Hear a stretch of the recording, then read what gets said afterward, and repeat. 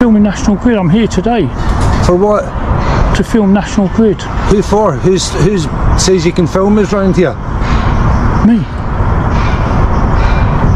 I just got my zoom camera Right. and I'm going to do some filming down there. Why? Down there, and then I'm going to get my drone up and put my why? drone over.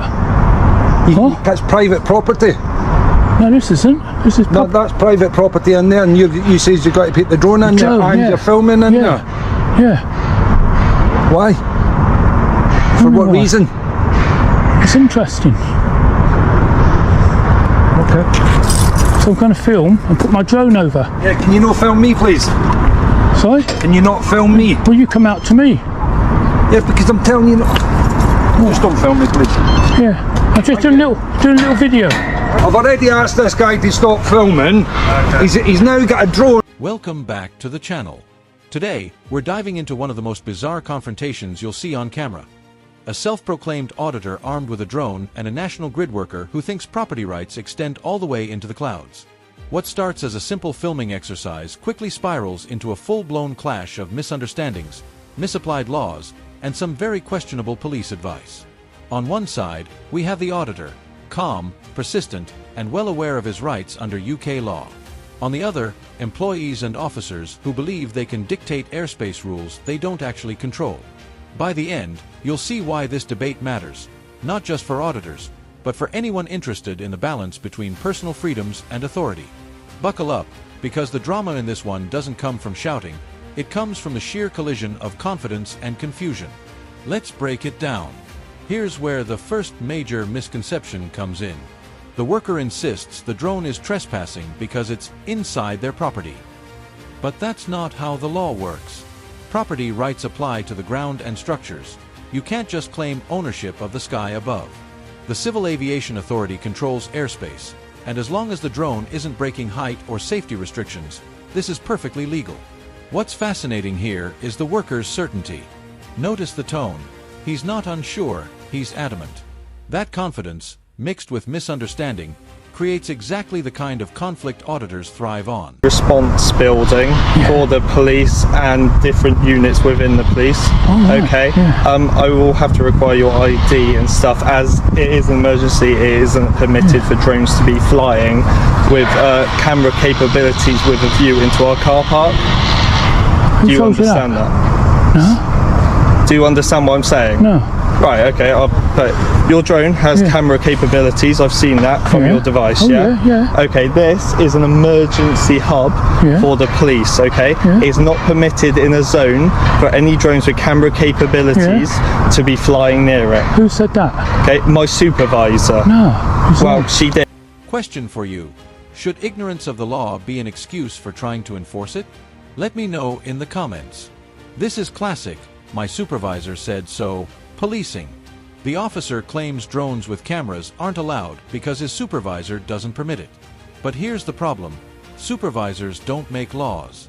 Internal policies can govern what staff do, but they can't erase rights laid out by national regulators. This reveals a deeper issue. When authority figures act on assumption rather than statute, they end up undermining their own credibility. Imagine being told your car is illegal to drive just because someone's boss said so. It's not just frustrating, it's dangerous, because it conditions people to obey without asking the one critical question. What law says that? At this point, the officer shifts gears from airspace to identification. And this is where many people get tripped up. I'm not going anywhere. I'm not driving license, I'm not driving. I'm not going on holiday. Do you have any identification to say you can be flying the drone? Drone license? In the UK, you are under no obligation to carry ID unless you're engaged in specific regulated activities, like driving. Flying a sub-250G drone does not trigger any legal requirement to show identification. The officer asks about passports, driver's licenses, even a drone license. But under UK drone law, the DJI Mini 3 is exempt from licensing because of its weight. This is a fishing expedition, plain and simple. He's hoping the auditor will surrender documents voluntarily, even though there's no legal basis. This is a tactic worth remembering. Sometimes, official requests are really just guesses dressed in authority. Now we pivot into fear-mongering. The officer paints a doomsday scenario. The drone could crash, disrupt electricity, knock out communication towers, or worse. Sounds dramatic, but let's cut through it. The DJI Mini 3 is equipped with safety features like obstacle detection. DJI Mini 3. DJI. Thank you. Does it have audio capability, sir? No. It's just camera quality. Does it have any different camera specifications on it, heat mapping, etc.? So it's just a regular camera? It's a little plastic toy. That's fine, sir, but you have to realise you are flying it over what potentially is a very dangerous place for a drone to be flying over, a national grid hub with electric components in it, which if your drone gets struck or crashes down could cause a disaster for the surrounding area, as well as an emergency department with radio towers and electronic capabilities that could also be affected by your drone. Okay, if you lose control. Well, yes, lose sir. control. It can. Well, I don't know, sir. It can be from electrical fault, mechanical fault, your own fault, or an atmospheric fault. It could come down and cause a problem. I asked to educate you. You said you didn't want to be educated. Then you said you wouldn't. So please educate me about the legislation. What do you want me to do? It's legal. It's legal. It's not legal because it's not permitted on these premises, sir.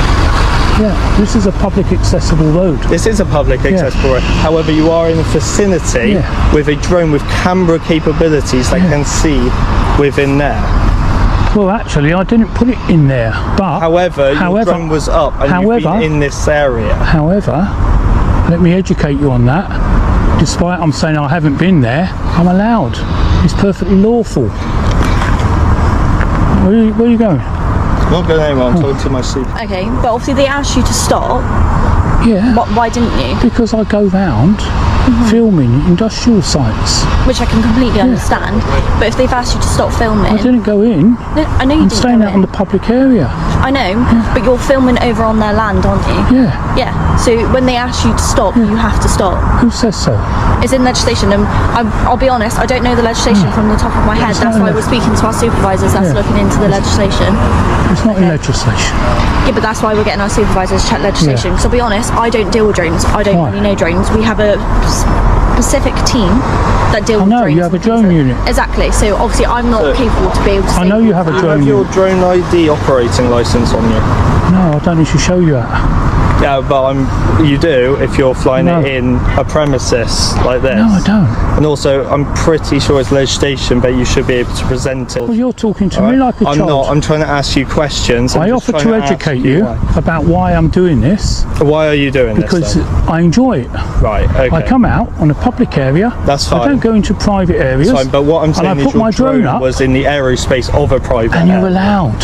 I know, I fully get that. However, you have to take in risk factors. Yeah. There's people here who don't want to be filmed. Have you got their consent to be filmed? I'm out here in the public area. Yes, that's fine, but there were people out there like that now who could have been videoed. The drone is not being public courtesy just to ask. Yeah, but it has video capabilities. And do you know what I did when I got here? Did you ask for everyone's consent? I buzzed them and said, just to let you know, everyone. Did you know that? I contacted them. Well aware though, but a male has just come out very angrily saying... Well, you're saying that I can't video the... GPS stabilization and automatic return to home. Of course, no technology is 100% foolproof, but the risk posed by a plastic drone weighing less than a bag of sugar is not the catastrophe he makes it out to be. This is a textbook strategy. When legal arguments fail, escalate to emotional ones. It's the what if game.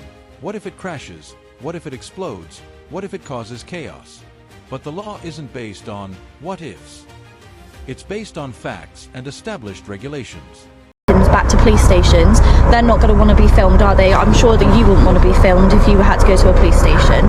Okay, we have sensitive information in police stations. We have people that park their personal cars in police stations, and obviously that could be quite dangerous if that information gets out about what car we drive, our registrations, things like that. So we have to be able to protect ourselves, because at the end of the day, this is just a job, isn't it? Officer. Yeah. I'm allowed to film. Listen to above the police station. You're not allowed if there's sensitive information in there. Okay. Then you should keep that concealed. Which we do. But at the end of the day, if you were a victim, okay, you wouldn't want to be filmed by somebody, would you? Who am I filming?